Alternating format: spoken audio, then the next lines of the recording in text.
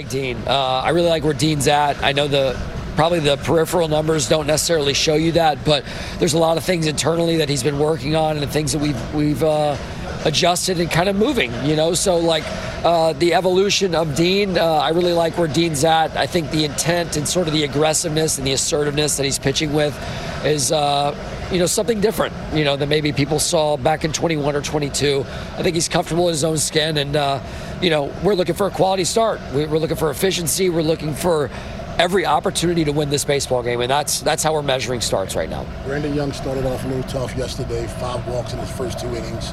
You came out and said something to him. Was that a matter of him settling down, or was there something more mechanical? No, I think he had a really slow pulse yesterday. I actually, without the five walks, but they were extremely competitive. And some of the things that showed up in the first couple of innings, the zone opened up a little bit later in the game, and some of those were called strikes as they weren't in the first couple of innings. So I liked where his pulse was at. I liked where his temperament was at. I think he was just fighting to make the next pitch, and ultimately in that situation, with the base open and Carpenter up, it was a little bit more baseball talk and just, hey, we've got a base open and a righty behind him. What's it going to take for you to be really, really aggressive this entire at-bat, and we'll see what happens. Are you keeping a close eye on Kyle Gibson, and what are you hearing about him? Yeah, bullpen yesterday feels really good, getting close. I think it's just up to Mike Hyde and our entire organization to find out where he fits in. Talk about how different your job is with 7 starters on the IL. You have to be getting people ready to come back as well as getting people ready for today's game. Yeah, I mean, that's the job.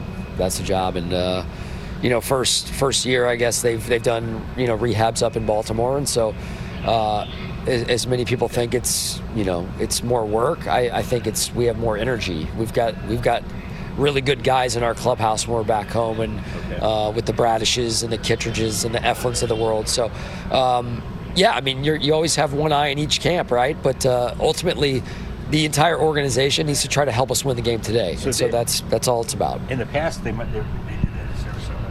Yeah. Okay. Yeah, unless it was short term. Okay. Yeah. What is going on with CNL Perez?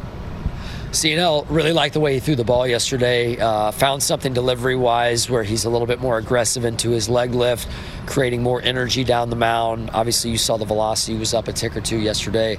The 2 breaking balls, it's interesting because I think we're still trying to figure out how to use both of those pitches and both those fastballs to each bat side. But really like the steps that he took forward yesterday. It's kind of an unfortunate way to end the outing, but I thought he threw the ball pretty well.